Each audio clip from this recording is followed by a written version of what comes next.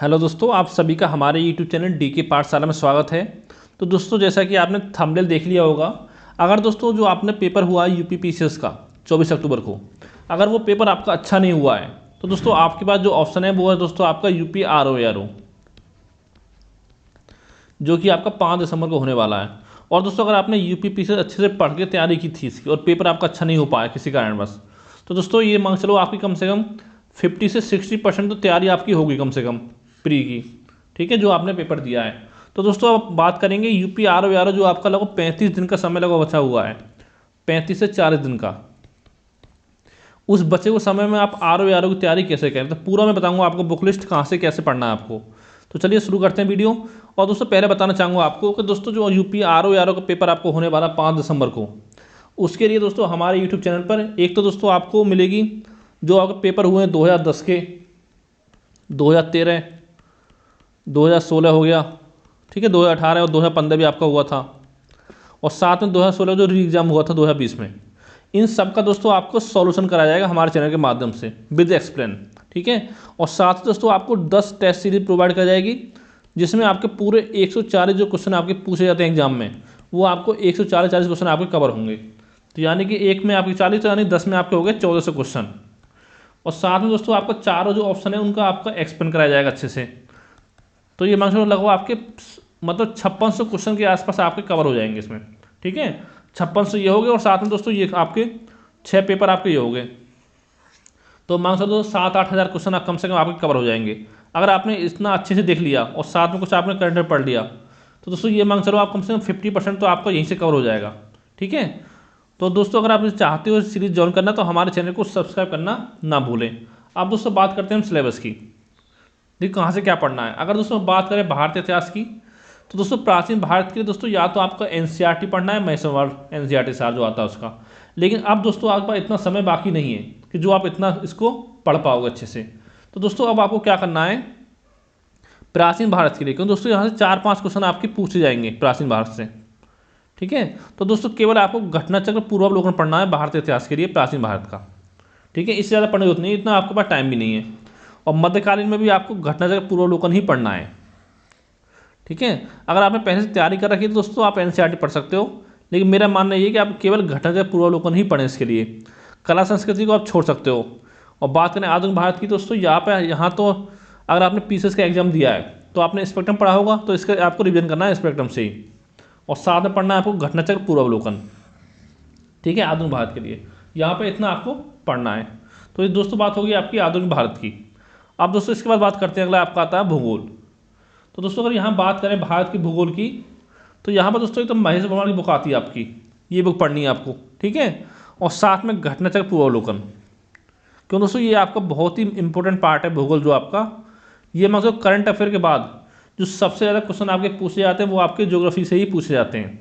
और अगर इसमें आपका जनगणना जोड़ दें और साथ में अगर एग्रीकल्चर कृषि जोड़ दें तो दोस्तों सबसे ज़्यादा जो आपका वेटेज होता है वो भूगोल का ही होता है, ठीक है। और यही काम करना आपको विश्व के भूगोल के लिए, यहाँ पढ़ना महेश बड़वाल और साथ में घटनाचक्र पूर्वावलोकन, ठीक है। ये आपका इतना हो गया। और उसका दोस्तों आपको ऑक्सफोर्ड का एटलस लेना है। देखिए दोस्तों एटलस में क्यों बोल रहा हूँ आपसे, क्यों दोस्तों आपके एग्जाम में कुछ क्वेश्चन ऐसे पूछे जाते हैं कि अगर दोस्तों आपको एटलस आपका तैयार होगा तभी उनको कर पाओगे। जैसे आपसे पूछ लिया कि भूमध्य रेखा पर कितने देश स्थित हैं, ठीक है, यानी भूमध्य रेखा कितने देशों से होकर गुजरती है आपकी। तो अगर दोस्तों इनको रट्टा मारने बैठोगे आप, पता होगा 13 देश आपके हैं से, अगर आप रट्टा मारने बैठोगे तो दोस्तों आप रट नहीं पाओगे जल्दी इन चीज़ों को। और अगर आप मैप से पढ़ोगे तो जल्दी आपको आसान हो जाएगा। जैसे पिछली बार आपको क्वेश्चन पूछा गया, ये मान चलो 2-3 क्वेश्चन आपके, अगर आपका मैप तैयार है तो समझ लो 2-3 क्वेश्चन कम से कम आपके वर्ल्ड ज्योग्राफी के हो जाते हैं कंप्लीट, ठीक है। जैसे पिछली बार जो एग्जाम हुआ था आरओ का 2020 में 16 वाला जो हुआ था आपका री एग्जाम, उसमें तो क्वेश्चन पूछा गया था आपका, ठीक है। क्वेश्चन दोस्तों ये था कि निम्न 4 देशों के नाम दे रखे थे आपके, ठीक है। उसने पूछा था कि अफ्रीका के पश्चिमी तट पर कौन सा देश स्थित नहीं है 4 देशों में से। तो इस टाइप के दोस्तों क्वेश्चन आपके एग्जाम में पूछे जाते हैं, ठीक है। तो इन चीज़ों को आपको ध्यान रखना होगा। आप दोस्तों आगे देखते हैं, अगला दोस्तों जनसंख्या एवं नगरीकरण। तो यहाँ पर दोस्तों आपको पढ़ना है परीक्षावाणी, क्योंकि दोस्तों ये मान चलो आपके 7 से 8 क्वेश्चन आपके यहाँ से पूछे जाते हैं एग्जाम में, ठीक है, परीक्षावाणी से। इसलिए आपको यानी कि जनसंख्या एवं नगरीकरण से, इसलिए आपको अच्छे से पढ़ना पड़ेगा, ठीक है। तो इसको दोस्तों छोड़ नहीं सकते हो आप। इसके बाद दोस्तों आपका था संविधान एवं राज्य व्यवस्था। तो देखिए दोस्तों, ना तो आपको लक्ष्मीकांत पढ़ने के टाइम है आपके पास इतना, ना परीक्षावाणी पढ़ने के टाइम है।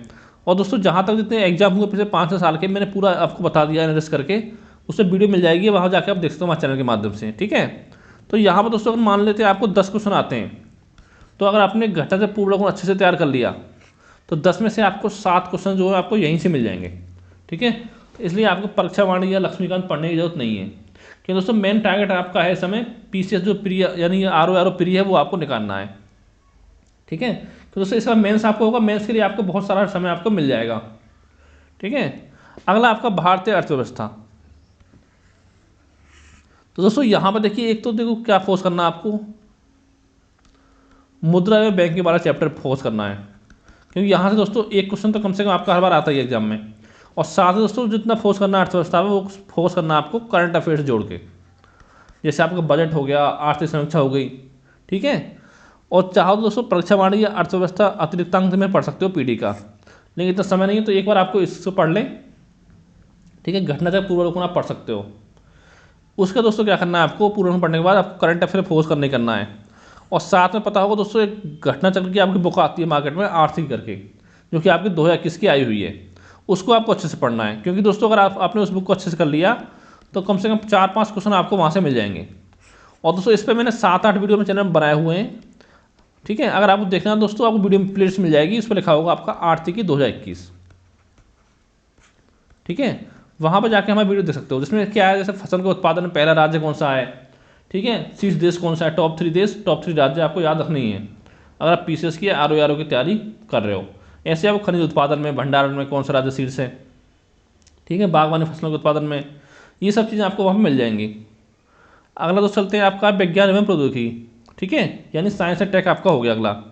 यहाँ में दोस्तों ये बुक आती है लूसेंट सामान्य विज्ञान पढ़नी है, और साथ में पढ़ना है आपको घटना चक्र पूर्वावलोकन, ठीक है। ये तो पढ़ना ही है आपको हर सब्जेक्ट के लिए। इसके बाद दोस्तों आपका पर्यावरण में पारिस्थितिकी, ठीक है। इसमें क्या करना है दोस्तों आपको, देखो इसकी बुक परीक्षावाणी या दृष्टि, ठीक है। मैं आपसे बोलूँगा ये आपको पढ़ने की जरूरत नहीं है इस समय, क्योंकि इतना समय आपके पास नहीं है।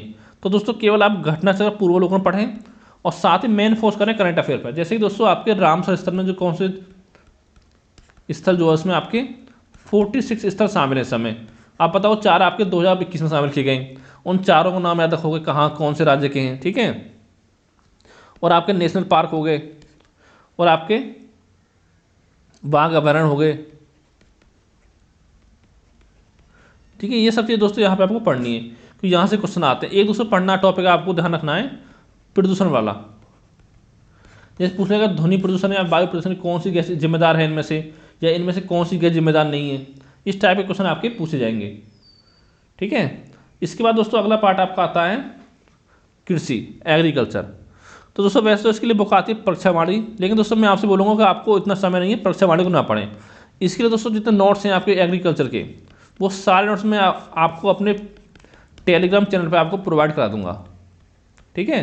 क्योंकि 3-4 क्वेश्चन आपके आते हैं एग्जाम में, 4-5 आ जाते हैं कभी कभी। और दोस्तों एक आपकी किस्म पूछता है फसलों की किस्म वगैरह, तो दोस्तों आपसे बोलूँगा उस टॉपिक को पढ़ने की जरूरत नहीं है आपको, क्योंकि दोस्तों उसमें जो किस्म पूछी जाती है वो नई किस्म पूछी जाती हैं। या तो करंट में चर्चा में रही उसको आप पढ़ सकते हो करंट अफेयर में, और लेकिन वैसे दोस्तों आप कर नहीं पाओगे जल्दी, ठीक है। तो एक क्वेश्चन के लिए आपको ज़्यादा समय बर्बाद करने की जरूरत नहीं है। फिर दोस्तों आपका आता है यूपीजी के। तो इसमें क्या पढ़ना है आपको, परीक्षावाणी पढ़ सकते हो, या आपका घटना चक्र पूर्वावलोकन, सॉरी घटना चक्र उत्तर प्रदेश तथ्यसार जो आता है आपका, ठीक है। और साथ ही जो क्वेश्चन आपके पिछले एग्जाम पूछे गए हैं वो है आपको घटना चक्र पूर्वावलोकन, वो आपको पढ़ना है। और साथ ही यूपी का करंट अफेयर कब से कब तक, 1 जनवरी से लेकर आपको पढ़ना है 10 नवंबर तक का, ठीक है। इतना करंट अफेयर आपको तैयार करना है। इसका दोस्तों अगर आपका आता है तर्क शक्ति परीक्षण, यानी कि इसमें साथ में गणित भी अगर ऐड कर दो, क्योंकि एक तो क्वेश्चन दोस्तों मैथ से भी आ जाता है आपका, यानी 14-15 क्वेश्चन यहाँ से आपके एग्जाम में पूछे जाते हैं, ठीक है। इसमें क्या करना है, तो जो पिछले सालों में पेपर हुए हैं आपके यूपी आर के, और साथ में दोस्तों ये देख सकते हो जो पीसीएस के पेपर हुए हैं, पीसीएस का सीसेट वाला जो होता है सेकंड पेपर, उसके जो क्वेश्चन आपको पूछे गए हैं, केवल उन क्वेश्चनों की आप प्रैक्टिस कर लो अच्छे से, ठीक है। इतना आप कर लोगे तो 15 क्वेश्चन में से 12-13 क्वेश्चन तो कम से कम आप कर लोगे, ठीक है। अगला दोस्तों समसामयिकी यानी करंट अफेयर। तो दोस्तों इसके लिए बहुत सारी बुक आती है मार्केट में। एक दोस्तों आप एक चीज़ ध्यान देनी करंट अफेयर के लिए आपको, वैसे इतना समय आपका नहीं बचा है, अगर आपको पढ़ना है करंट अफेयर लगातार, ठीक है। तो एक दोस्तों आपकी वेबसाइट देखना है, आयुष बाबा वेबसाइट देख सकते हो आप, ठीक है। PIB की वेबसाइट देख सकते हो डेली, और साथ में आपको GK टुडे हो गया करंट अफेयर के लिए, और या दोस्तों आपका ग्रेड अप हो गया। इनमें 2-3 चीज़ आपको देखो कम से कम 1 घंटा आपको डेली देना चाहिए करंट अफेयर के लिए, इन चीज़ों के लिए, अगर आप तैयारी करो PCS की या ROR वगैरह की, ठीक है। तो इतना आपका यह हो गया है। इसका दोस्तों आपका है घटनाचक्र दृष्टि, परीक्षा मंथन लक्ष्य, घटनासार, एडिटोरिया। ये आपकी 4 मैगजीन है जो दोस्तों आपकी मतलब एग्जाम्स PCS के एग्जाम्स पहले आई हुई हैं, ठीक है। यानी कि इनमें मान चलो आपका लगभग 20 सितंबर तक का आपका करंट अफेयर इसमें अच्छे से है, ठीक है। 20 सितंबर तक करंट अफेयर आपका है, यानी कि इसके बाद आपको लगभग मान चलो 50 दिन का करंट अफेयर और पढ़ना पड़ेगा। उसके लिए दोस्तों मैं आपको नोट्स प्रोवाइड करा दूंगा एग्जाम से 15-20 दिन पहले, ठीक है। क्योंकि दोस्तों आपको 1 जनवरी से लेके 10 नवंबर तक करंट अफेयर अपना अच्छे से तैयार करना है। इसके पीछे पढ़ने होते नहीं, क्योंकि दोस्तों वहाँ से आपका एक आध क्वेश्चन एग्जाम में पूछा जाता है, तो उस पर ज़्यादा आपको ध्यान देने की जरूरत नहीं है।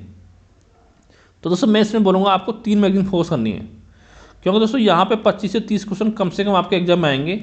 अगर इस यहाँ से 30 क्वेश्चन आते हैं, अगर उसमें से 25 प्लस सही कर दिए तो समझ लो आपके लिए बहुत फ़ायदा हो जाएगा। 25 क्वेश्चन यहाँ से और एक रीजनिंग हो गया आपका UPG के, इन 3 चीज़ों पे आपके क्वेश्चन गलत नहीं होने चाहिए, ठीक है। तो यहाँ पर देखो एक तो पढ़ सकते हो घटनाचक्र दृष्टि। क्यों दोस्तों, पहले मैं बोलूँगा अगर आपने पीछे तैयारी की है तो कम से कम आपने एक बार तो मैगजीन पढ़ी होगी, तो इसको एक बार और पढ़ें, नहीं 2 बार कम से कम इसको पढ़ें घटनाचक्र दृष्टि को। इसका दोस्तों आपको घटनासार पढ़ना है, फिर आपको पढ़ना है एडिटोरिया, यानी 3 मैगजीन आपको पढ़नी है। उससे दोस्तों क्या होगा कि जब आप इस मैगजीन को पढ़ लोगे अच्छे से घटनाचक्र दृष्टि को, तो उसके बाद दोस्तों इनको पढ़ोगे तो ऐसा लगेगा जैसे आप रिविजन कर रहे हो। इसमें कुछ चीज़ें आपको यानी कि मान लो लगभग 20% ही आपको नया मिलेगा इनमें, तो इसमें आपको ज़्यादा समय आपको नहीं लगेगा पढ़ने में, ठीक है। इतना आपको करना है। क्यों दोस्तों, अगर आपको सिलेक्शन लेना है तो 140 क्वेश्चन में से लगभग 90 क्वेश्चन आपको सही करने हैं GS में, ठीक है, नेगेटिव मार्किंग हटाने के बाद। इसके बाद देखते हैं दोस्तों सामान्य हिंदी। तो यहाँ पर दोस्तों क्या पढ़ना है आपको, एक तो हरदेव भारी बुक पढ़नी है, एक वासुदेव नंदन, क्योंकि पता है आपको 6 टॉपिक आपके पूछे जाते हैं। कौन कौन से पूछे हैं दोस्तों वो आपको पता ही होगा, पर्यायवाची, विलोम शब्द, विशेषण विशेष, तत्सम तद्भव, वाक्यांश एक शब्द, और साथ में आपका वाक्य शुद्धि और शब्द शुद्धि। यहाँ से आपके 10-10 क्वेश्चन पूछे जाते हैं, यानी 60 क्वेश्चन, ठीक है। और यहाँ दोस्तों कम से कम आपको 50 क्वेश्चन का टारगेट लेके चलना है कम से कम। इसका दोस्तों आपका आता है जो पिछले वर्ष के पेपर हुए हैं ROR के प्रश्न पत्र, चाहे आपके PCS के हों और चाहे आपके UP लोअर के हों, उसमें जो भी इन 6 टॉपिकों से क्वेश्चन पूछे गए हैं वो दोस्तों आपको सॉल्व करने हैं, ठीक है, सामान्य हिंदी के लिए। यानी दोस्तों मान चलो आपको 90 प्लस 550 यानी कि लगभग 140 क्वेश्चन का अपना टारगेट चलना है आपको, ठीक है। अगर आपके इतने क्वेश्चन सही हो रहे हैं नेगेटिव मार्क हटाने बाद, तो दोस्तों समझ लो आपका सिलेक्शन 100% हो जाएगा ROR प्री में।